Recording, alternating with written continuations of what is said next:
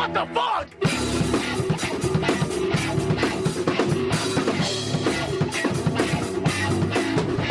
Hello and welcome to Tastes Like Tea, a podcast in which I talk about myself.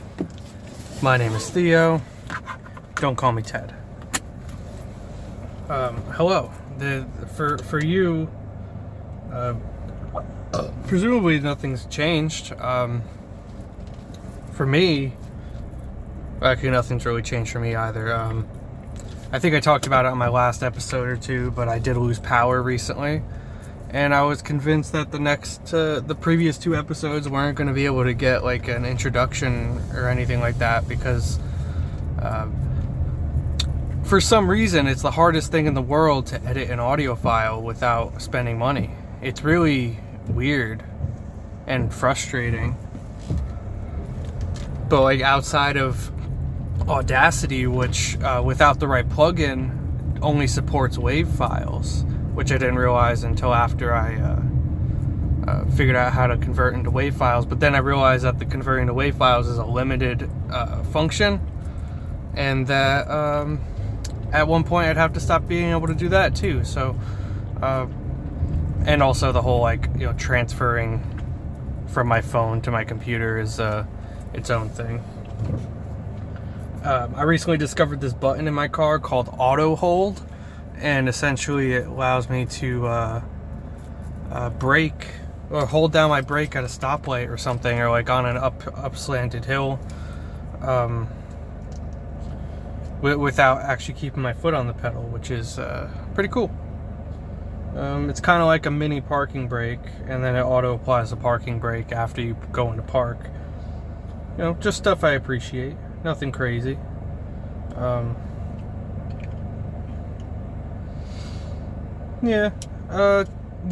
I've been out of power for the last few weeks. Not few weeks, Jesus Christ. I didn't have power for about a total of like 5 days or something like that. It wasn't egregious. It wasn't great though.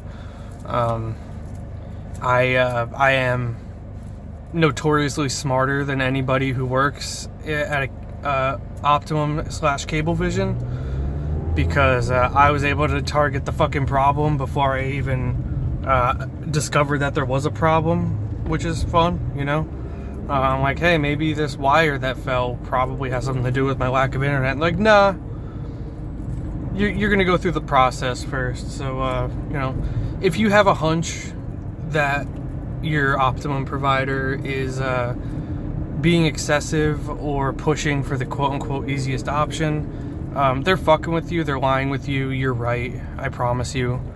They're the dumbest people in existence, and their chat AI bots are even dumber.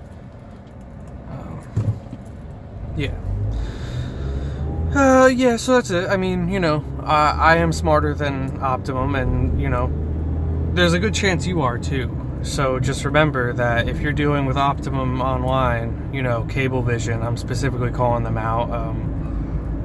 They monopolize the areas I live in, so it's not like I can't not name them. If I wanted internet anywhere in the county, I probably have to go to Optimum, because they love to monopolize, even though that's technically illegal, right?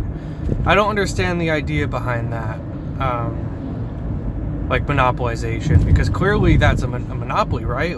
Or I'm not using the word correctly, but I'm pretty sure a business being the only available, or a service being the only available service coming from one company is the definition of a monopoly.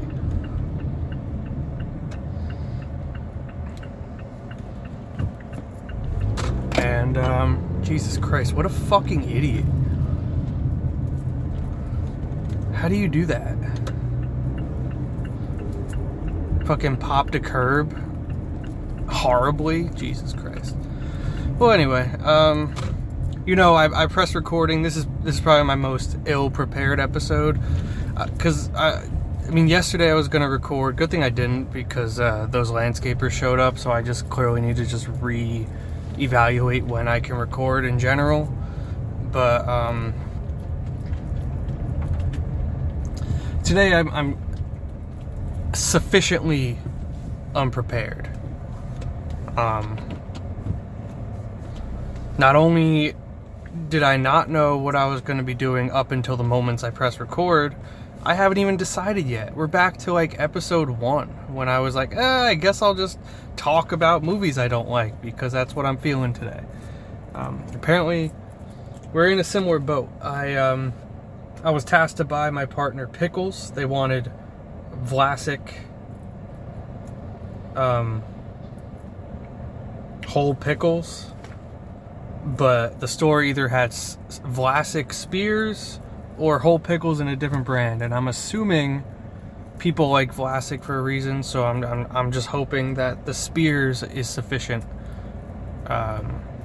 because I don't feel like getting looked at with a gross side eye for not going to a second store to buy a jar of pickles. Yeah, I mean, it's probably gonna happen anyway, but whatever. So, I don't know, let's fucking see. It's gonna be really hot today, unfortunately, and I'm really annoyed about that. But I guess, have the windows down, and, yeah, great. The second fucking horns. Love it. Fucking the outside world of New Jersey, the Garden State. These are the sounds of nature that I have to fucking deal with. So yeah, anything but ted@gmail.com if you want to reach out to me. I don't know exactly why you would, but you can and you could. And I don't know if you should, but you can and you could. I'm a person that exists with thoughts, feelings, and perspective, and, just a life experience, unlike anybody else. Someone could come close to my life experience, but no one can ever fully replicate me. Be it because of my grammar Nazi father or my inability to come up with things in a list. I am me, and that's the show. You might be hearing a new noise. That is a new fidget toy I got. I've been demolishing the spinner I've had for about 15 years at this point, 14 years, and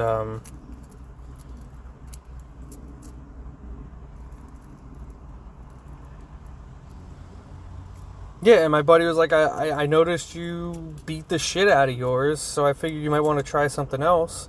He said, I know sensory toys are very highly specific to certain people, but give this a shot. And I love it. My only problem with it is that I use it so hard or intensely, or maybe it's just machined a little cheaply. But, so it's have you ever seen, alright, you know the Pokemon, Clink Clank and Clink Clank, the popular Pokemon that's a couple of gears sprocketing together? Well, this is basically Clank. It's not the basic gear and it's not the final one. It's the one in the middle where it's just two gears rolling up against each other and it's wrapped in a small bike chain. And, I haven't found any ways to fully utilize it yet, but it is, it's nice. I do have to say, though, I'm using it so much that I'm grinding shavings of metal off. And, I'm hoping that it either stops entirely at some point once I, smooth it out, or, if I'm just going to have to maybe oil it up or something. I don't really know, but it's a nice toy. I like it a lot. Easily destroyable because of, it's not just a piece of metal spinning on ball bearings. This is 2 sprockets, a whole chain. I guess mechanically it's a lot more simple because it's not using ball bearings, which requires I guess all of these require machining, but I don't know, whatever. You can tell me about anything but ted@gmail.com if you want to tell me about your favorite sensory fidget toy or whatever you want to call it. So, as I said, I don't really know what I want to talk about today. That's actually, I guess I can't say it's a new thing since the first episode, because I'm pretty sure my last episode mid-episode I decided I'm not going to do what I wanted to do and did something else instead. So, like, we're still on brand. We're still making moves and doing what we need to do to survive, I guess. But, I suppose, because the thing is, I'm looking back at the films I've watched over the last week. I've been really into video games this week, so my mind's been a little occupied. And I wouldn't say I'm on an all-time low for like a week of watching. Let's see. 2, 4, 6, 8, 10, 12, 13. So yeah, I'm below average. I'm above 1 a day, but below 2 a day. So, below average. So I think I'm just going to do what I watched. I'll pick like 2 to 4 films, 3 to 5. It's going to be maximum 4. I could probably do that much at most. But I'm gonna be doing that, and we'll see how it goes. I'm trying to stick to specifically within last week, just to kind of keep up at least some sort of continuity with my what I watched. At least you can know that when you see the title what I watched, you know that it's specifically a span of Monday through Sunday that I'm talking about, and whatever dates I provide next to that or prior to that or whatever. So yeah, that's kind of the thing. It's been a really annoying fucking last couple of days. I've been very frustrated, and I just kind of want to. I don't want to say I don't want to record, but I don't have enough on my mind to find that I need to or have something to record about. So get a little bit of like senseless aimlessness kind of thing going on, which isn't great. I'm not a fan of feeling aimless. I find the feeling of directionlessness to be debilitating, so I try to avoid it. It's not easy. Sometimes I'll just end up sitting in silence for long periods of time, waiting for inspiration to strike or whatever. So yeah, let's just jump right into it. Like I said, anythingbutted@gmail.com if you want to reach out to me. I'm a person that exists. I have thoughts, opinions, perspectives, etc. I have curly hair, which I used to be ashamed of, because the early 2000s were a straight hair time, and if you had curly hair, you were deemed goofy. I don't want to say undesirable. I don't think that's fair to say, but you definitely weren't socially on par with everybody, and that was probably one of my biggest insecurities, besides my weight growing up, was just that I had curly hair, and it got to a point where I accustomed myself to just wearing a hat every single day to keep it as straight as possible. And maybe that's why I wear a hat I wear a hat every day at work, because it's fucking cold, because I'm put in a fucking cement box and told to deal with the 67 degree controlled environment.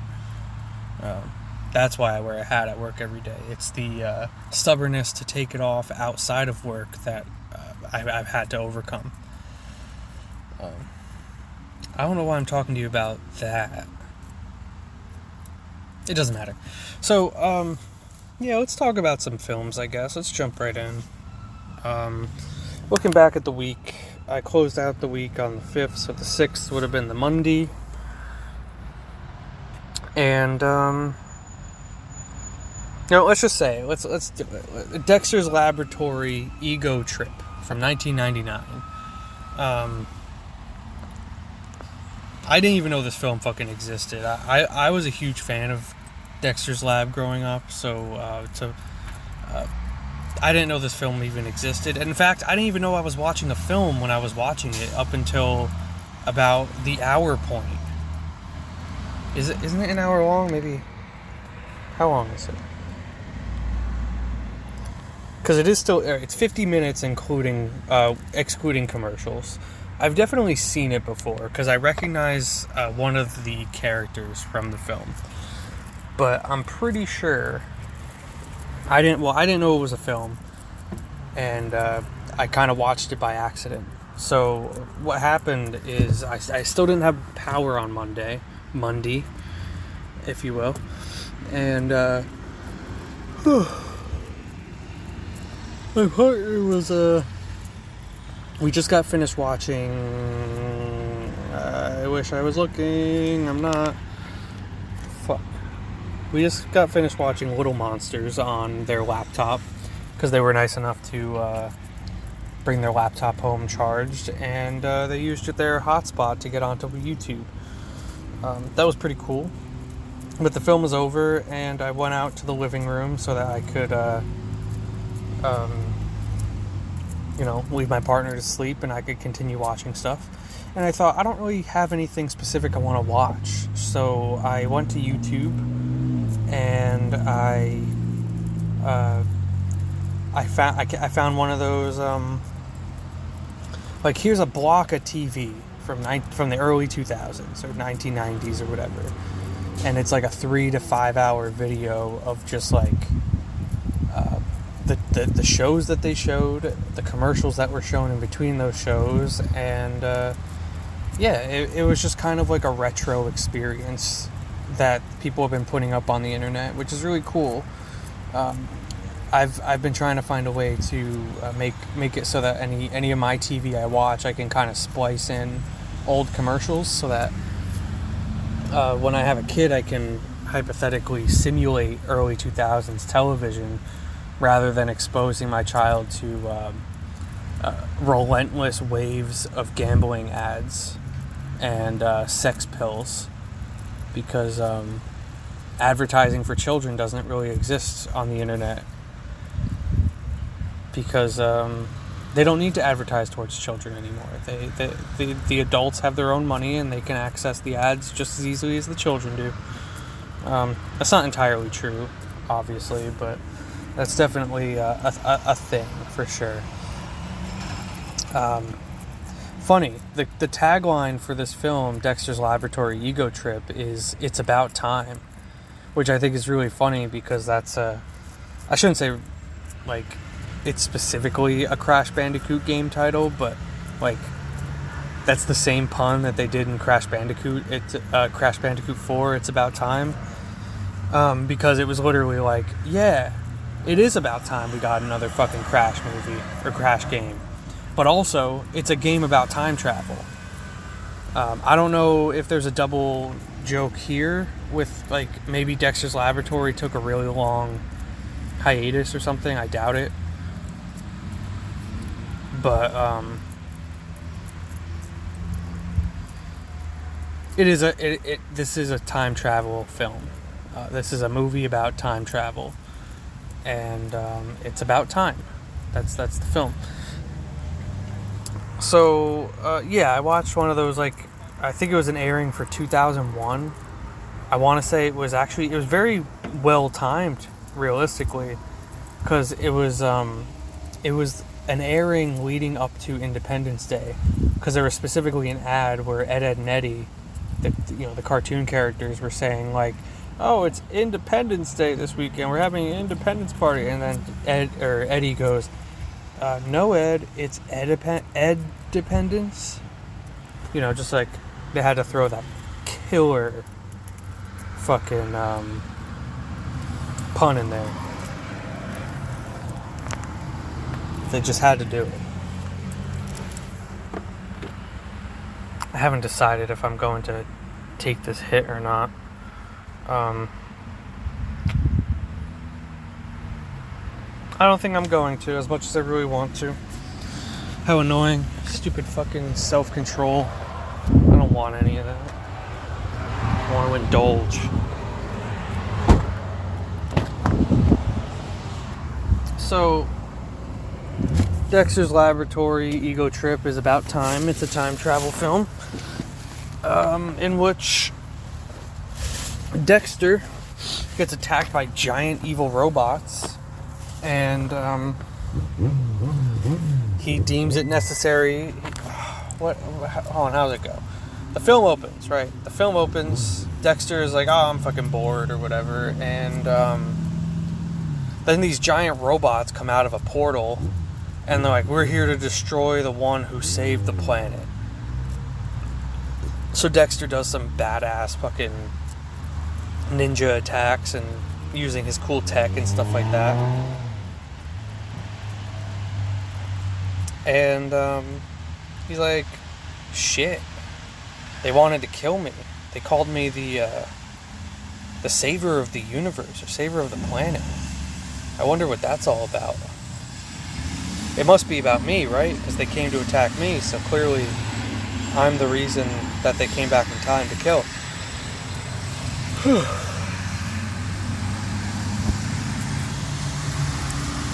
Shut the fuck up. You're going downhill. Why do you have such a fucking foot on the pedal? God, I fucking hate trucks, dude. I hope they become sentient so that I can fucking make fun of them and they can feel bad. So,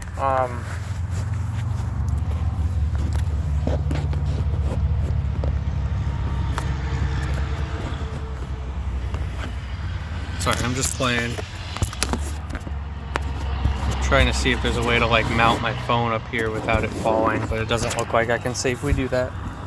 So, he's like, shit, they called me the savior of the universe, so I wonder when I saved the universe. And he goes, wait a minute, I invented a time machine. I could just go check.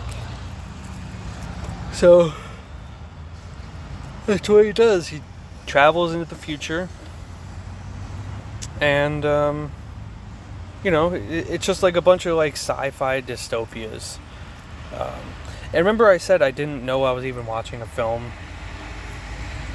Well, yeah, so how I figured it out is after the third commercial break, I was like, wait a minute. There should be a new episode every commercial break. Cartoon episodes are 11 minutes long, in 30-minute blocks with 2 episodes per block. Like that's how TV works, for at least for children's cartoons at the time. Episodes were about 11 minutes long, and you know, the entire 30 minutes wasn't taken up for one entire episode. There were 2 smaller episodes. Usually, it's not like Avatar: The Last Airbender, and you know, full-fledged television shows are different. But generally speaking, you know, the SpongeBob's, the Dexter's Laboratories, the Courage the Cowardly Dogs. I might be wrong about the Courage the Cowardly Dogs. That might be full episodes. That might be 22-minute episodes. I might be wrong though. It doesn't matter. But yeah, so after 3 commercial breaks, I'm like, wait a minute. I'm watching the same thing. This has to be a movie, right? So I went on Letterboxd. I searched up Dexter's Lab. And I saw Ego Trip, and I'm like, holy shit, that's the name of the episode I'm watching. So I thought that was cool. I lucked out, you know. It's not like I was trying to watch another film that night. I just happened to, because I was watching cartoons, and it came on, which is great. The innocence of live television and happening upon things is a lost art that I wish I get to experience more often. So, he goes into the future. He meets... I can't remember the order he meets him in. He goes to 3 separate futures. All 3 of them have their own Dexter. And all 3 of them are different types of dystopian future. So, they're all mostly scary futures. In the sense that, like undesirable. It's a lot of, like, I wish I can tell you what they're ripping off, because they're very obviously references to other dystopian, like, sci-fi movies. But, like, one of them, Mandark, is, like, the ultimate leader, and he keeps everybody, he takes everybody's names away and turns you into numbers, basically just like removing individuality and forcing people's existence to be about efficiency and kind of just being a workforce. They don't ever explore if there's anybody with freedoms in that world except for Mandark. But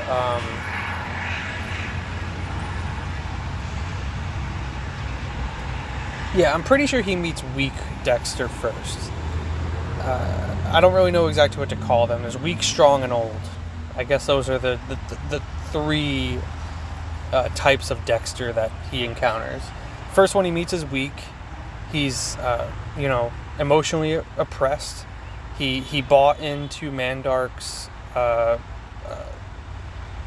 I shouldn't say bought into. He's being specifically targeted by Mandark for being his childhood enemy, and kind of just like morally depleting himself until like he's on the verge of suicide. They never really bring up the idea of suicide, I don't think, but like that's basically what he's doing. It's like he's being monitored 24/7, and if he's not working perfectly, he's being yelled at. And he got to a point where he's kind of like Dobby from Harry Potter, where he just beats himself up because he knows the rules, and he regrets breaking them because it goes against his supreme leader or whatever. So he meets up with him. They travel back. They're like, oh shit, like I can liberate you. We just need to go to a different time period and find out what happened. So weak Dexter and regular Dexter go back in time. So that's the one thing I got a little bit lost on, is the time jumps. I'm pretty sure he goes far into the future, jumps back closer to present time, but still the future. And then, no. Does it work like that? What order do they meet him in? I'm pretty sure he meets him in weak, old, and then strong. So maybe it's actually, because I thought initially it was he jumped far into the future, then less far into the future, which changed something in the actual future. So when they jumped back forward into the other future, that changed as well. But I'm pretty sure it's actually forward, back, I believe, is the order of operations. Because if he meets strong Dexter last, says the whole thing is he meets weak Dexter, and he goes, all right, we got to fix this. Let's go find, let's figure out like who fixed it. So they travel in time, and I guess they see that time in the future things are different. I don't remember what was so special about. Oh, hold on. Yeah, I'm putting it together. So Old Man Dexter is... All right, I'm sorry. Time travel movies are intentionally ridiculous, right?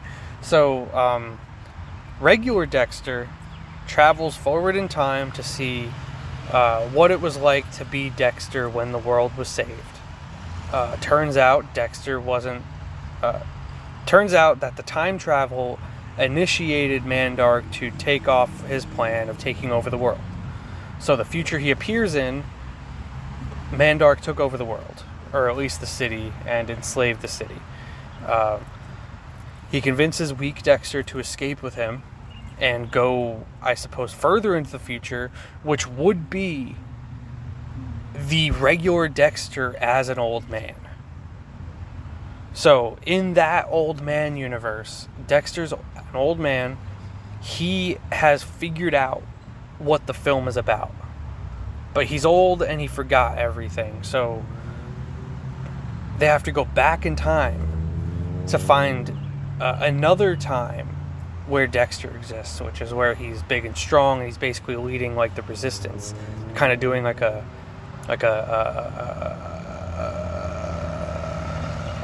God Emperor of Dune kind of situation, where there's kind of just although Billy and Mandy is the show that does the Dune references mostly. We get one, it's not even a Dune reference here, that's just kind of a way to compare the two things. Shut the fuck up. So he jumps up in front of time, he gets weak Dexter, he jumps forward in time more, meets up with old Dexter, which doesn't remember who saved the world or how it was saved. So they go back in time to save it. in a universe where I guess because weak Dexter was radicalized by regular Dexter, he became a rebel in that future, which is technically weak Dexter's future, but not regular Dexter's future. Because regular Dexter's future is the old man future. So they're two halves of the same people. I hope that makes sense. It makes sense to me, but verbalizing time travel logic is really weird. It's kind of like saying like that I walked out of Inception the first time, kind of understanding what happened, but then people are like, so what happened? I'm like, I can't fucking explain it. I get it. You know, like there's certain things you can't verbalize and it makes sense. So, yeah, I mean, the film is fine. It's 50 minutes long. I think, I shouldn't say I think, with the commercial breaks, it was, I'm pretty sure, a full hour. Maybe a little longer, maybe an hour 10.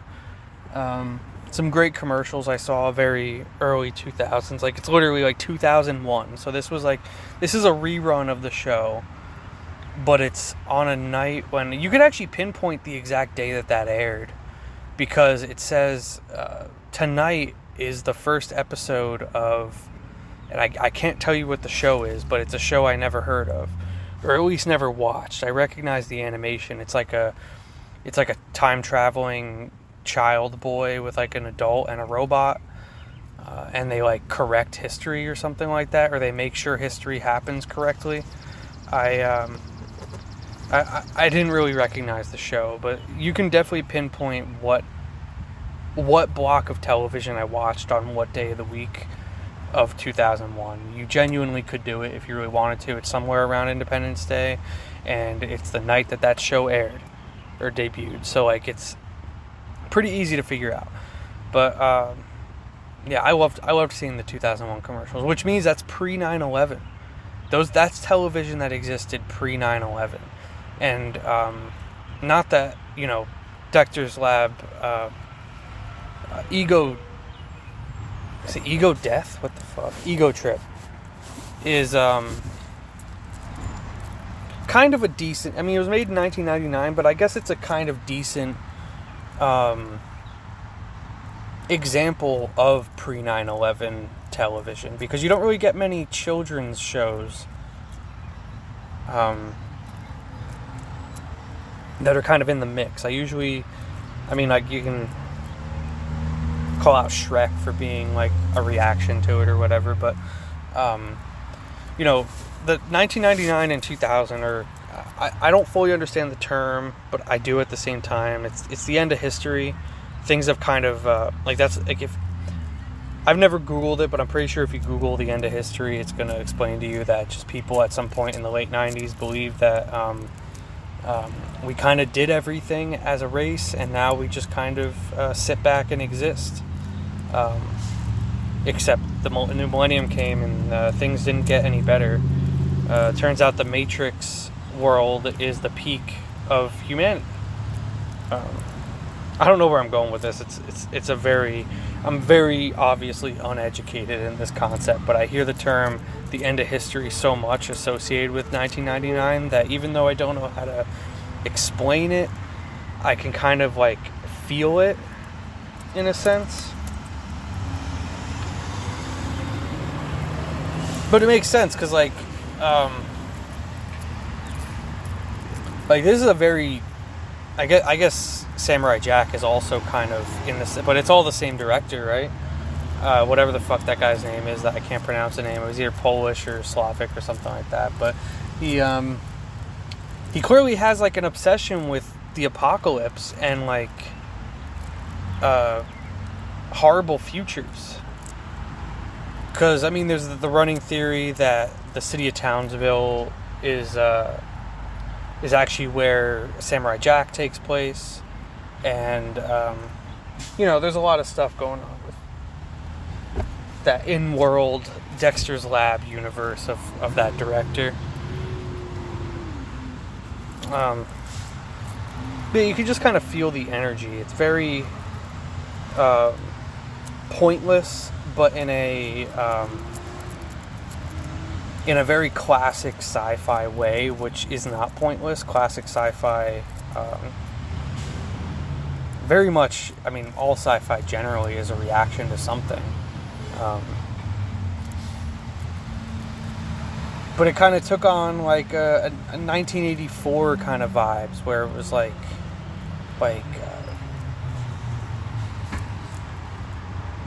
just, wow, I'm so uneducated on this kind of stuff, or I lack the capacity to talk about it, at least. What a great what I watched, right? 35 minutes in, I realized I'm unqualified to talk about Dexter's Laboratory Ego Trip.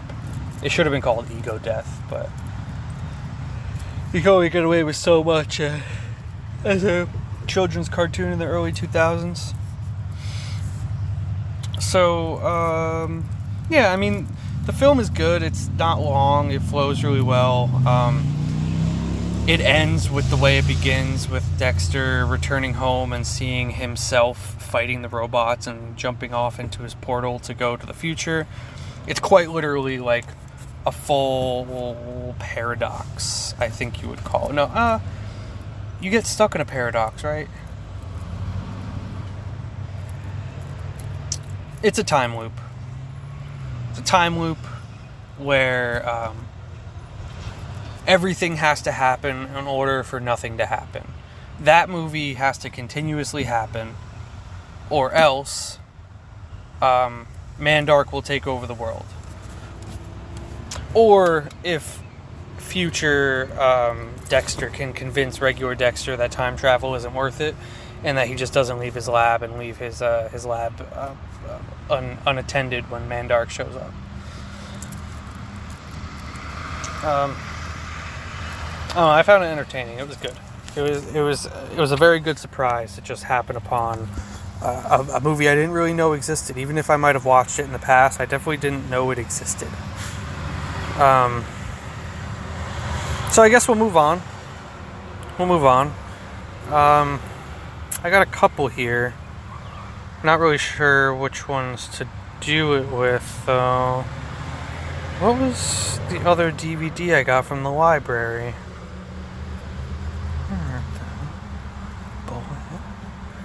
Oh, I watched the other one last week, right? I haven't talked about Pain and Gain yet, but I really have to. That has to get its own episode, because holy shit, is Pain and Gain a fucking mess of a movie. I love it.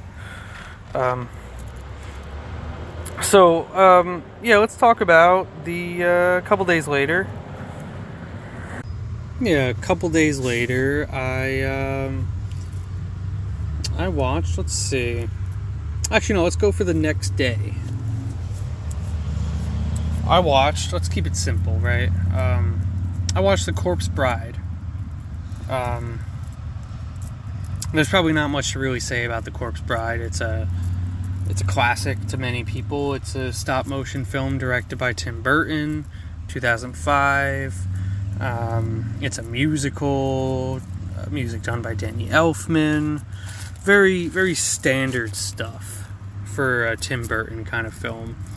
I guess I don't really have anything to say much about the film itself, although I really don't understand the hesitance to not want to marry a dead girl. I guess the idea of like you have to kill yourself to do it is a little fucked up, but you know, just like the same reason I'm willing to become a vampire. If forever is worth it, or I shouldn't say worth it, it's totally worth it if the forever is with Helen Carter, right? I don't know how to say her middle name. Helen something Carter. Helena Bonham Carter. You know, you listen to Zombie Carter and you kill yourself. That's just what you do. This was the first thing I watched when we got our power back. We didn't have internet for a few days after that due to negligence of the Optimum company not listening to me, my experienced internet ass that isn't legally allowed to handle, maybe not legally, but I'm probably not allowed to touch electrical wires that have been downed. Probably not something that I'm okay with doing or getting done too. So we watched The Corpse Bride.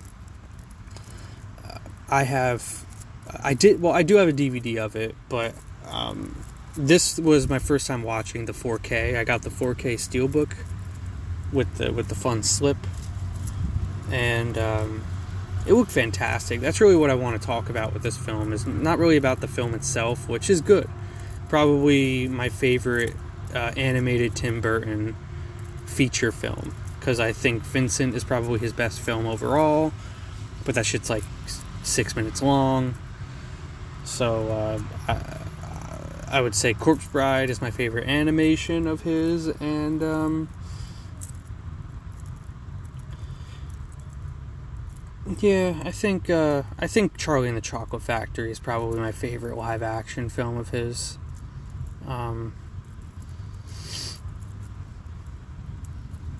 But yeah, so the 4K is really what I wanted to talk about, because I think I talk about physical media pretty often, I think, but it's something I've been really trying to get back into. I never really got out of it, but more or less, since I found out my Xbox is a functioning 4K player, I've been a little bit more on top of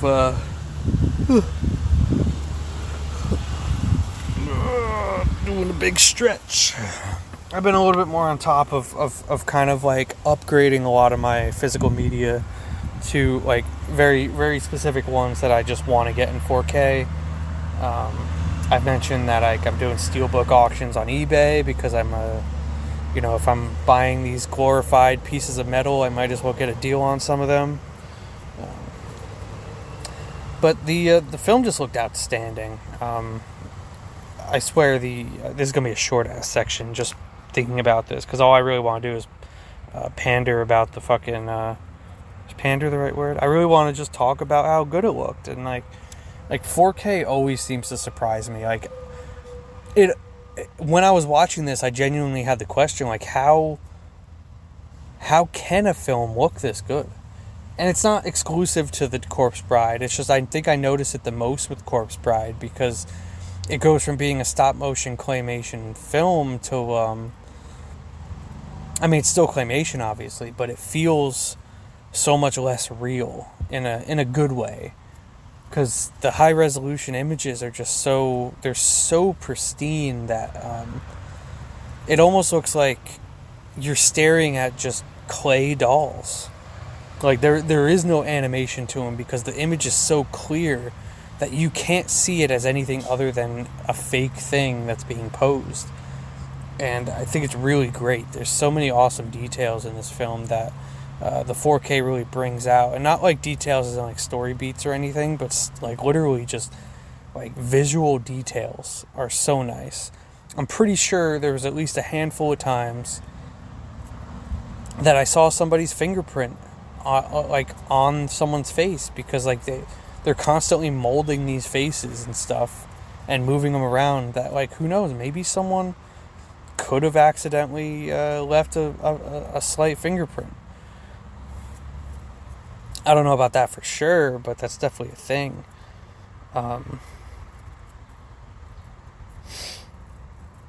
But really, I don't, like I said, this isn't something that I apply specifically to The Corpse Bride, but something I've been thinking about like since I started collecting 4Ks is, how does a film look this good? What makes this film, or not, what makes a 4K resolution disc look that good? Like, yeah, it's four times the resolution, sure, but it's all coming from the same negative. And like, if I were to watch Corpse Bride on 35 millimeter, assuming that's what it exists on, I don't think it would look as good. And I don't understand how they do it. I've seen some I've seen a small clip of like, I think it was Vinegar Syndrome, but someone was going through the process of like really recovering an old beaten piece of shit like roll of film, and they were doing one frame at a time, and each frame took about like 5 to 10 seconds to, I guess, image onto what they were transferring it to, which I don't know if they were digitizing or just like replanting it on film, but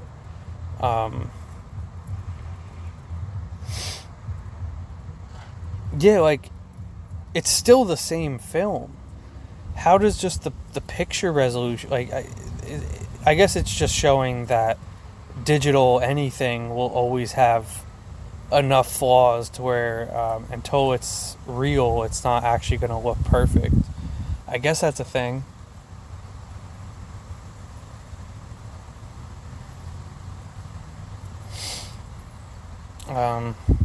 Music was great this time around. Sorry, I mean, I don't really have much else to say. I didn't watch any of the special features, but there are a lot of special features. One specifically just for like Danny Elfman's like score and stuff like that. So, like, you know, I don't think I've ever seen a Tim Burton behind the scenes, but I feel like I can imagine what it is. It's kind of like what Disney's behind the scenes stuff is now, but less scripted and more genuine, more about like actually caring about talking about the film rather than just doing like publicity stunts.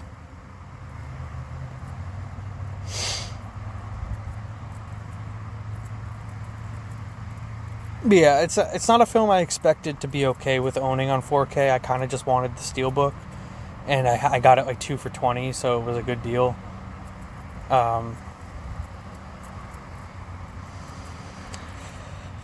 But I just don't get it. Wait, I don't get what? I forgot what I was talking about. I don't think I expected to want Corpse Bride on 4K, but I'm glad I have it. It makes me realize that animation is worth having on 4K, at least if you really, really, really want it. I still can't necessarily speak about like hand-drawn animation, but anything done with film is probably worth it. I think technically some cartoons are on film too. I don't understand calling a cartoon film, but I also hate the idea of just calling it a cartoon because I understand that animation is its own medium, and it is an art form in itself that is a highly respectable work. Yada yada. But I can't imagine, say like. Actually, I don't know of any 2D feature-length films. I guess, like, why would you get a 4K of, like, Mulan? Right? I guess that's something that wouldn't make any sense because it's hand-drawn. At least I'm pretty sure Mulan was one of the last hand-drawn ones. Or Princess and the Frog, because I know that's officially the last hand-drawn one for decades. Like, that on 4K is probably pointless because there's no... I'm making assumptions of things I don't know. But I guess in all reality, there are things that you can benefit from getting a 4K from if you're watching a 2D animation. So, whatever, nullify that thought. But it really just looks fantastic as a thing. The colors really, I've definitely noticed in the past that the world of the dead is a lot more colorful than the living world, and that's like a very intentional, like, everyone here is boring and everyone down there is cool kind of energy. I definitely noticed it more with this transfer. It's good though. It's a classic. It's a classic for a reason. Although I wore Nightmare Before Christmas merch basically my entire high school career, I say Corpse Bride is probably my favorite Tim Burton animation. Moving on, we got Jesus Christ. We got Drop Zone 1994. This is why I wish I talked about Boiling Point, which you didn't hear me talk about because I recorded over it. That's right. I did some on-the-fly editing. where I rewound and spoke over something I didn't want to hear myself say. Mostly because I didn't know how to fucking talk about it. But Drop Zone, another Wesley Snipes... Well, not another. You didn't hear me say a Wesley Snipes film. A Wesley Snipes film. Drop Zone is 1994, starring Wesley Snipes. And Gary Busey, of course. Also a few other people that I sort of recognize, like Michael Jeter and Corman Nemec. Yeah, there's some regular like people walking around in this film. But Drop Zone is an action crime film about skydiving. And it's really funny, but it takes itself so seriously that all of the goofy visuals that you get from like people just like committing crimes and then like jumping off of a building all dramatically in like the coolest way possible. Like it's just a really specific kind of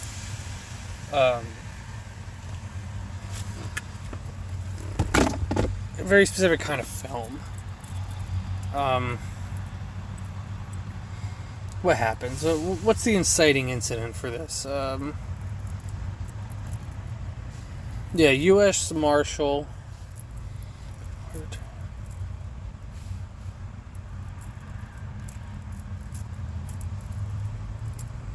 Jesus, what the fuck is this movie about, too? Wesley Snipes movies from the 90s seem to just fucking get past me.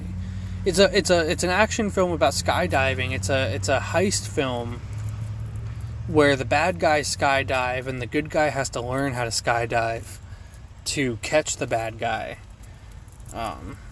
It is a 90s extreme sports film on top of that because it's about skydiving. So it has little fun, like, teenage antics in it, even though no one's a teenager. Wesley Snipes looks outstanding. My man dressed to the T.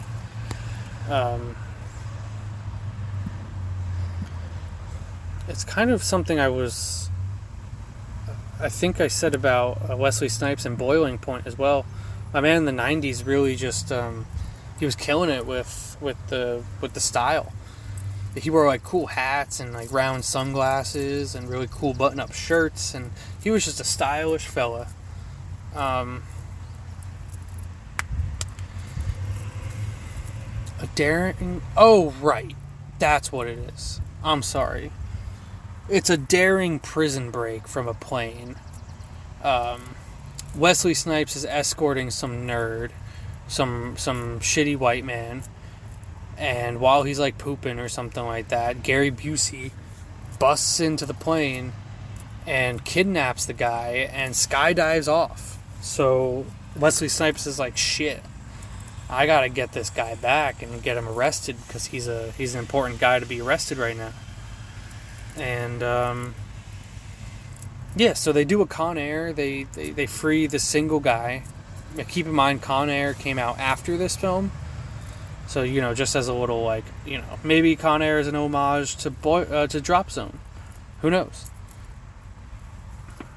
Speaking of Drop Zone, the film I'm talking about, the reason I found this film is because I was listening to Mick Garris interview John Bedham, the director. Mostly about War Games and Saturday Night Fever. Friday Night... What? Saturday Night Fever. I got it right on the first time. Good. I always mix it up with Friday Night Lights. Oh, right. And the director of Whose Life Is It Anyways, which is a really powerful film about a man choosing to end his life. A medically induced suicide that he has to fight for. Very, very interesting film. But Drop Zone, I see people saying it's like a ripoff of Breakpoint. I've never seen Breakpoint, so, I'm cool. Drop Zone is its own film without Breakpoint. But so, Gary Busey kidnaps this man off of a plane, and that man... What is it? Gary Busey is like an ex-CIA agent or something like that.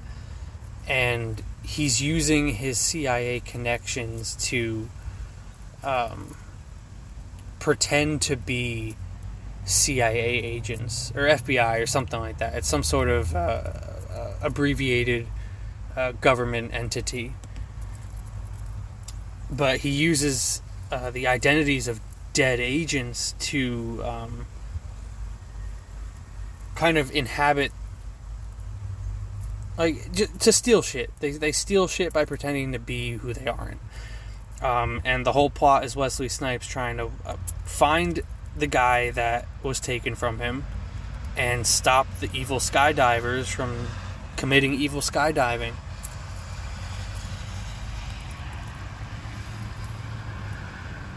This is my second film I'm talking about. Jesus Christ.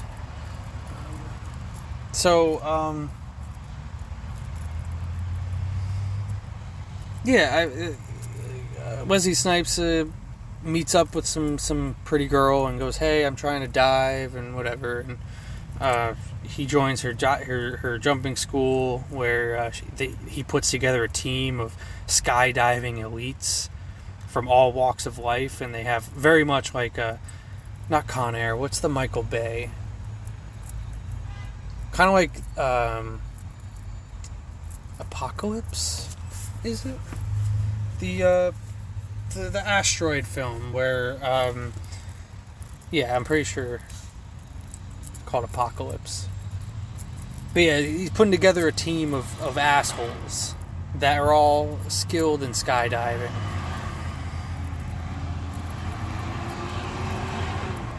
And Gary Busey has his own crew of assholes.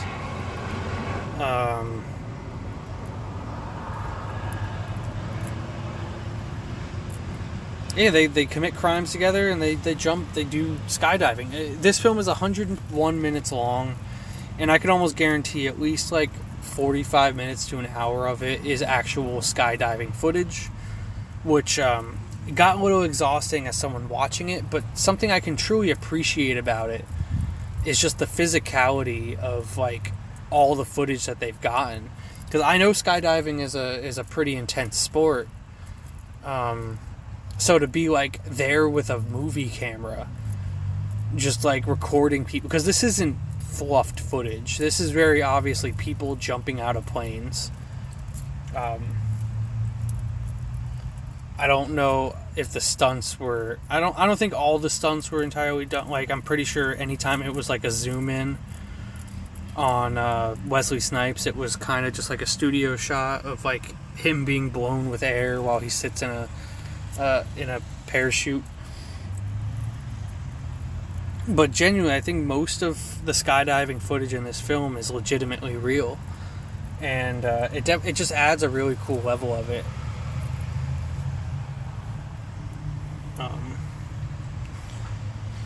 It is really funny how seriously skydiving is taken, though, because as I said, this is also like an extreme sports film, which means that extreme sports drama happens, like inter-team rivalries and pranks and sabotage and stuff, but it's all skydiving themed.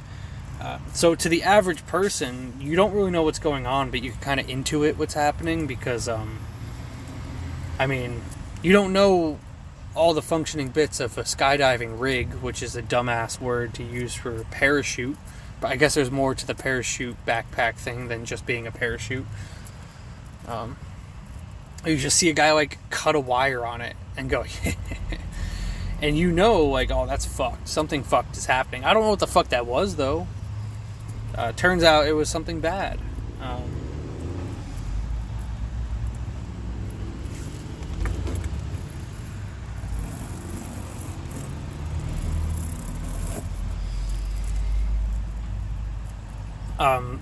So there's stuff like that. There's a very specific scene where they're like training, or they are doing the 4th of July weekend. Once again, another film I watched near 4th of July that was about 4th of July, so that's kind of cool. I really lucked out this year, even though I don't like America enough to say that I'm happy that I watched a bunch of 4th of July themed movies on the 4th of July weekend, or like the week after, since I was deprived of films over the weekend for the most part.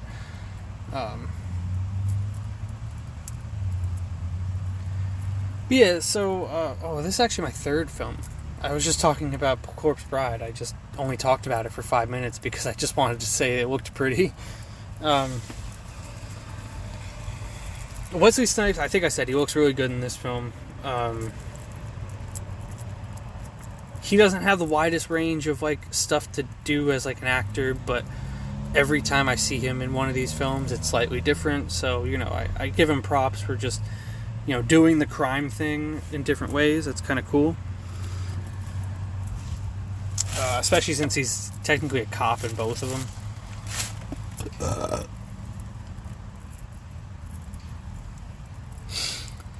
So, what happens? There's some skydiving themed deaths. Gary Busey murders a man by flying him into an electrical rig.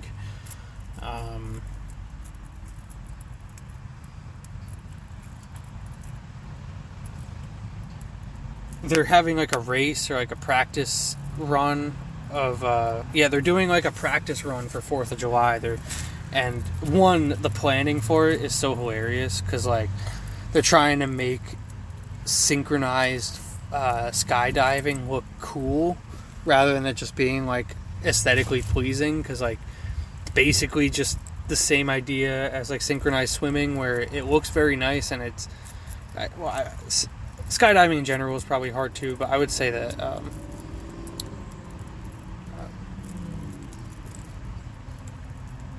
wow, I can't even remember what kind of swimming I just said. That's so annoying.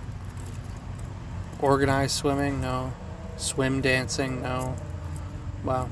Can't believe I forgot that. Synchronized swimming? I think that's the right term. So, they're doing their practice run. And,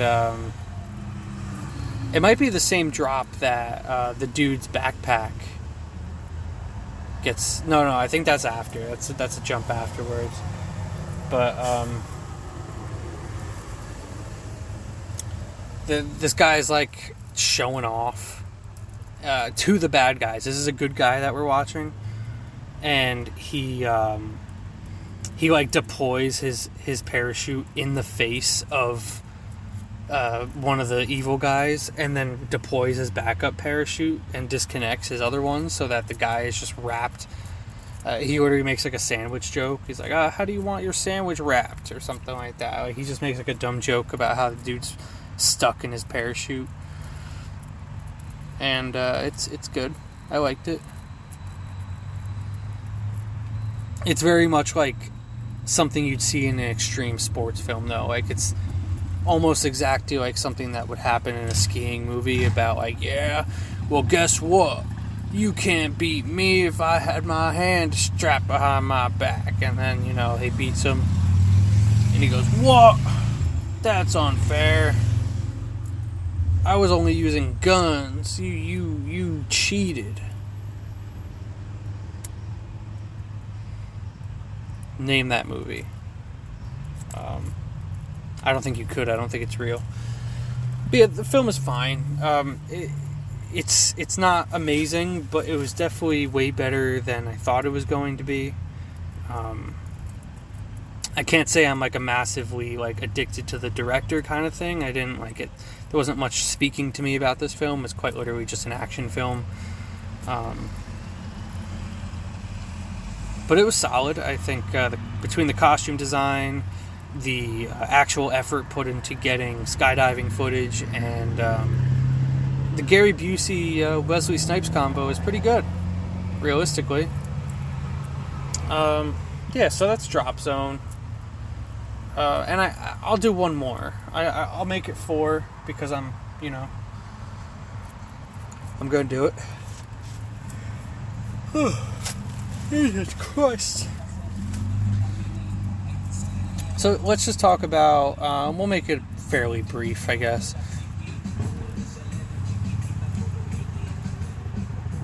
Don't hate them as much, but motorcyclists that have a fucking blasting radio. Not a fan.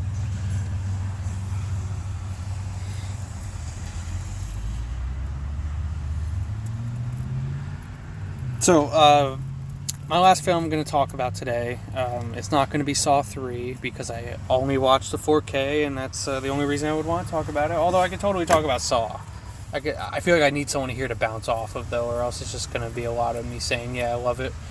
I think that's where a lot of films I want to talk about that I really like, I'm avoiding talking about because I feel like I need somebody to bounce off of. Probably not, though. So, Vampire vs. Vampire from 1989. It's, at least when I put it on, I thought it was part of the Mr. Vampire universe, because it has the same guy who plays Mr. Vampire. It has jumping vampires in it, and it's a martial arts film / comedy. Well, it's actually more of a comedy that happens to have some martial arts in it, but that's besides the point. Vampire vs. Vampire, 1989, is not a core Mr. Vampire film, where the other 4 films were directed by Ricky Lau. This film was directed by what's his name, Lam Ching Ying, which is literally the main guy, like the one they call him, the one eyebrow priest in this film. In the previous one, he was called just like the annoying Taoist or something like that. I'm pretty sure he is Mr. Vampire, though. Like the translation, it's like Mr. Supernatural or something, which is technically what that guy is. He casts spells, and he knows how to get rid of ghosts, and he takes care of the people around him when it comes to hauntings and malicious things like that. So,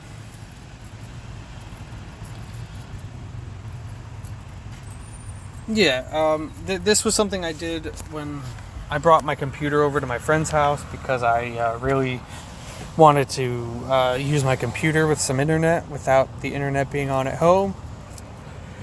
Spoiler alert, it came back later that day. So, although I didn't necessarily waste my time, it wasn't necessary, I guess. I did get to show my friend Tony Hawk on my computer, though, which is cool, because I've been trying to show people that game for a while.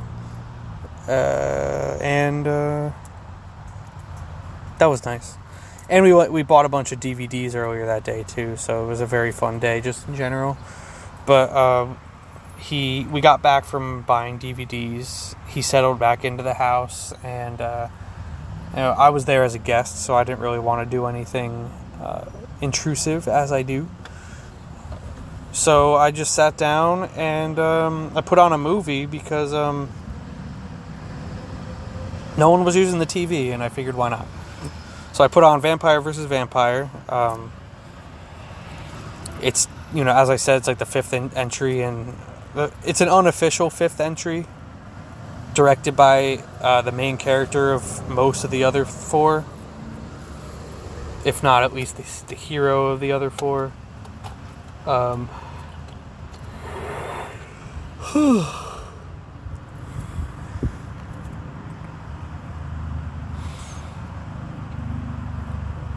So what is this film about? Let's see. It's not the bickering neighbors. The bickering neighbors is the 4th one. This one, Jesus Christ, why can't I remember?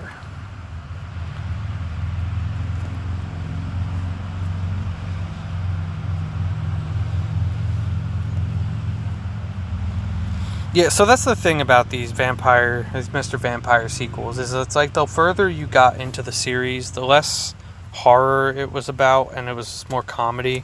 And not in like the Chucky way, where they tried to turn the horror into comedy, but they quite literally just strip the horror out of it and only use it towards the end. Hold on, yes, okay, hold on. There's a plot point that just came back. There's a giant evil vampire. But what is the comedy stuff about? Because that's what most of the film is. The film is like 92 minutes long, 90 minutes flat, including credits, and it starts out really slow. Like, it's just kind of a comedy. There was like a little bit of an action sequence in the very, very opening bit, but other than that, it's just kind of like these dudes. The one eye battles the host of mysterious creatures, including a little mischievous Chinese vampire, a lustful female ghost, the spirit of a woman murdered by a club owner, and a European vampire and his blood-sucking... Yeah, right. Yeah, this film really, like, when you look at the description, it really goes all out. Because, for a while... So, this is called Vampire versus Vampire. It's badly named, but it's probably because, as I just read out, European vampire makes an appearance. Up until this point, jumping vampires or hopping vampires, whatever you want to call them, if you're unfamiliar, they are a mythological creature of sorts that exists in Chinese or Hong Kong folklore, and that's what the series originated as, like, being a main subject of. But as it went on, it seemed to be more and more about just anything supernatural. It had nothing to do with vampires specifically. I mean, as I mentioned, this has a ghost. It has a Chinese... Yeah, it has a lustful ghost, a spirit of a woman, and a blood-sucking vampire, and a little Chinese vampire.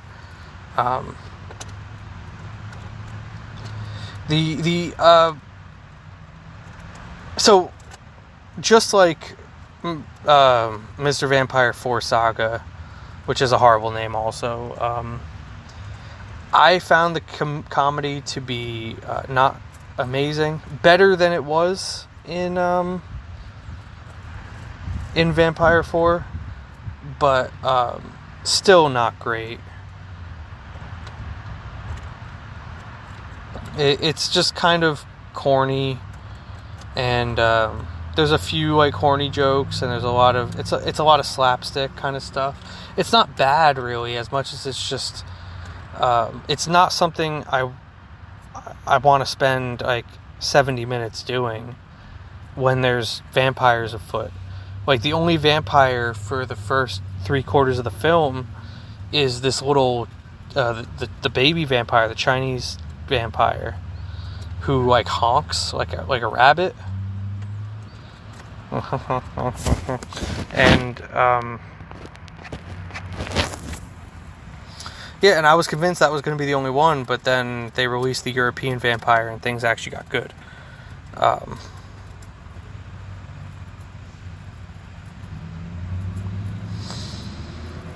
This film is better than 4. I think this is, like, right down the middle of the road for me. This is probably, like, the least offensive but least good. No, the best of the bad. It's literally like there's 5 of them. This one's dead center in the middle in my rankings. For probably, like, best to worst, I'd say 3, 1, 5, 2, 4. I want to say. I think that's a fair order. 3, 1, 5, 2, 4.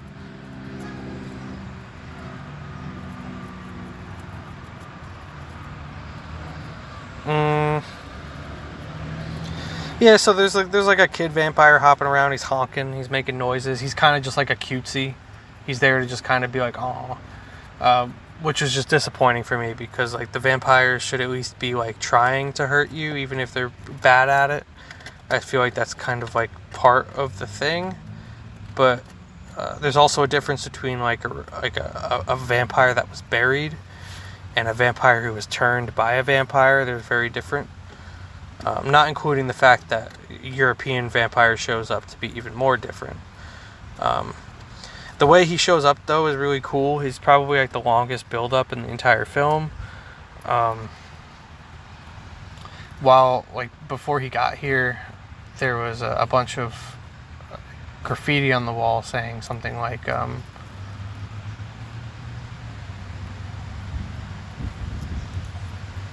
What am I talking about? Had my eyes closed. Completely zoned out. I know I was saying something about something. Fuck, why'd I close my eyes? That's so annoying.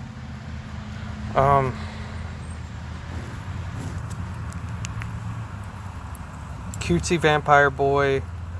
Right, the build up to the release of the European vampire was really great.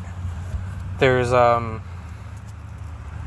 the entire time, it's like the longest build up in the entire film, is these bats are just slowly increasing in numbers as they appear.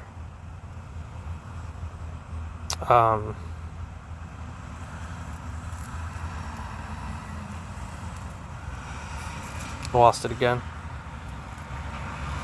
Yeah, bats keep showing up, and at first I was also confused because I didn't know that they were going to introduce a European vampire. I'm like, what do these bats have to do with anything? But they were very persistent. It was very much like the Dark Half, where it just kind of like every few minutes you're like, oh, these bats are getting out of control. There's too many of them, and it keeps getting worse and worse until turns out that a Dracula busts out of a coffin and can turn into a swarm of bats. And that swarm of bats can turn right back into Dracula. I'm calling him Dracula. It's probably just a vampire. I couldn't find who played the vampire, but it was genuinely like just a white man. So I would love to know what white man was able to get the part of vampire in 1978.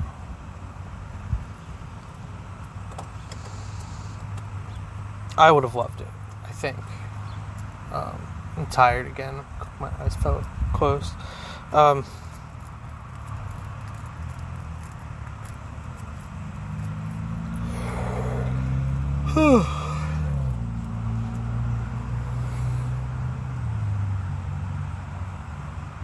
am I talking about? Vampire versus vampire.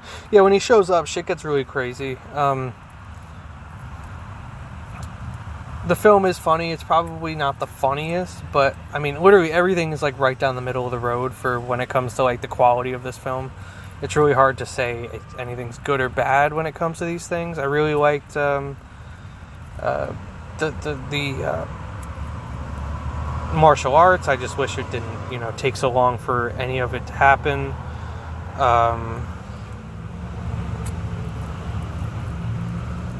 It's just it's a very middle of the road film, but it works. It works really well. There's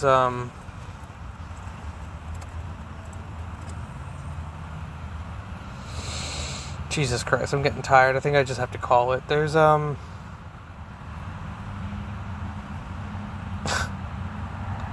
don't fucking know. What is there?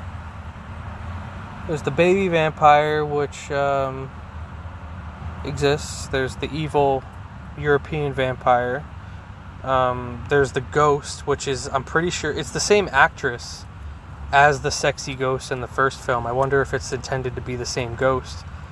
Because hypothetically, Mr. Supernatural has that ghost locked away in a jar somewhere in his house if he didn't let it go back.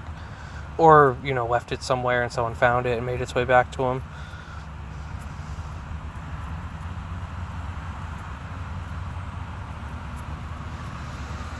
I don't know, man. It's getting really hot and I'm fucking tired. The sun is coming out now. Fuck off. Fuck you.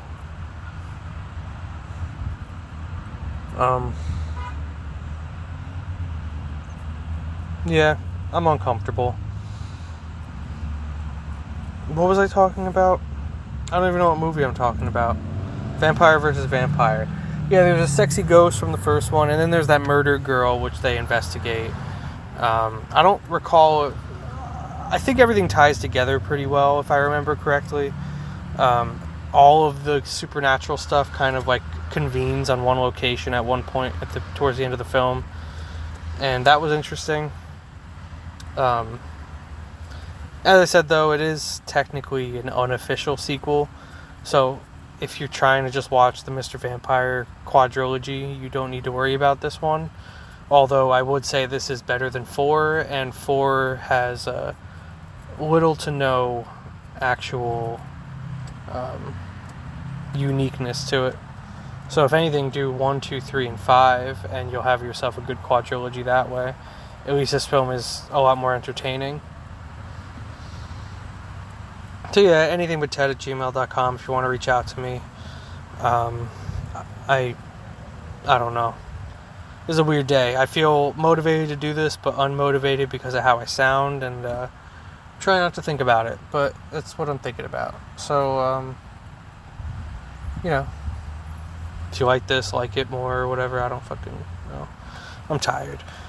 You have been listening to Taste Like Tea, a podcast about me and I am he am T. Goodbye.